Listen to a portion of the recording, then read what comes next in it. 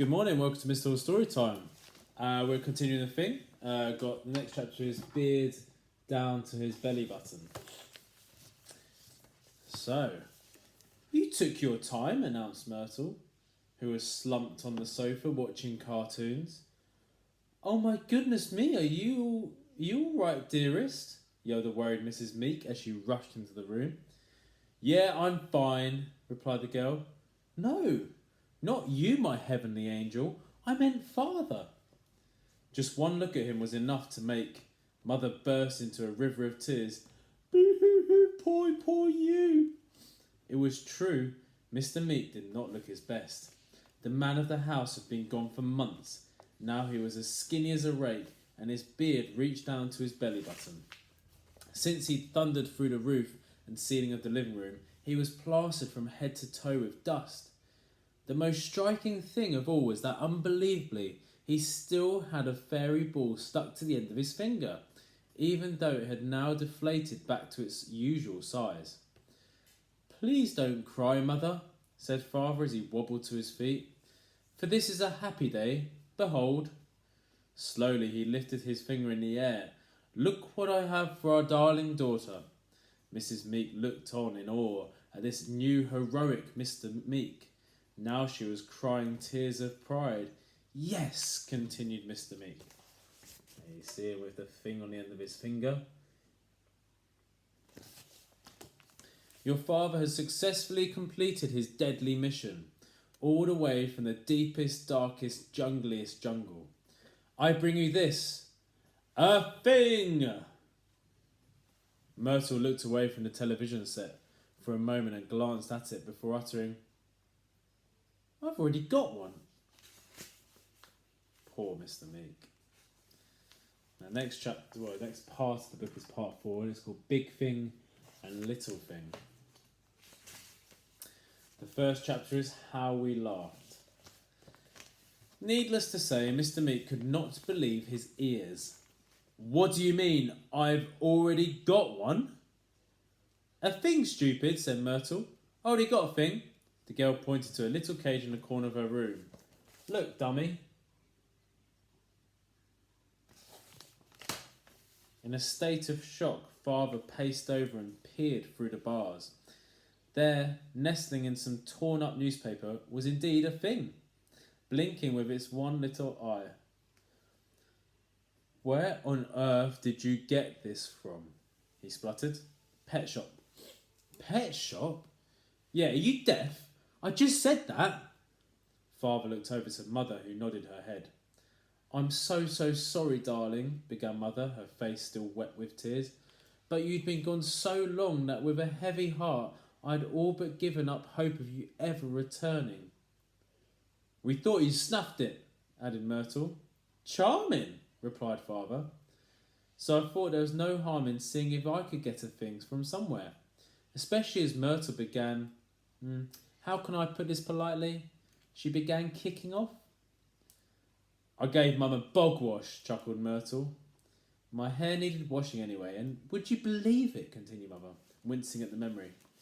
It turned out they had a thing for sale at the local pet shop. How we laughed. Ha ha ha, agreed the girl. Mr. Meek took a deep breath. He wasn't one to get angry, but he certainly felt peeved. I've travelled thousands of miles, spluttered Father, very nearly eaten alive, and there was a thing in the local pet shop all along. I'm so sorry, dear, replied Miss Meek. I suppose we should have checked before you set off. The thing was actually on special offer. Special offer! Yes, half price. So that was a boon. Father looked as if he were about to burst into tears. He slumped down in what was left of his armchair. Ouch! Mr. Meek still had the Monsterpedia stuffed down the back of his trousers. The book was now wriggling like crazy to escape from being right next to the bottom of a man who had not had a bath for months. As soon as Father pulled the back of his trousers open, the book leapt out. Poof! It landed on what was left of the coffee table.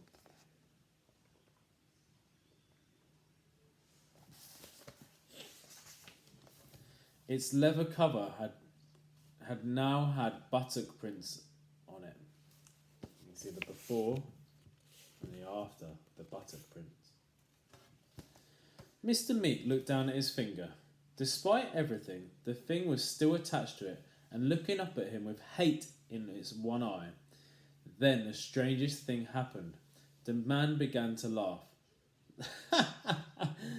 It wasn't a laugh you hear when something's funny. It was a laugh that made you think he'd gone bananas, or to use the correct term, crazy in the coconut. Now we have two things. Two of the world's worst pets. Two. Yeah, said Myrtle.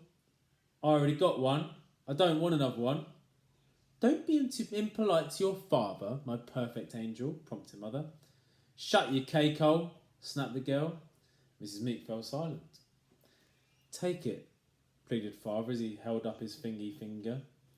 Because, please, I beg you. No, she barked. Things are dead boring. Boring?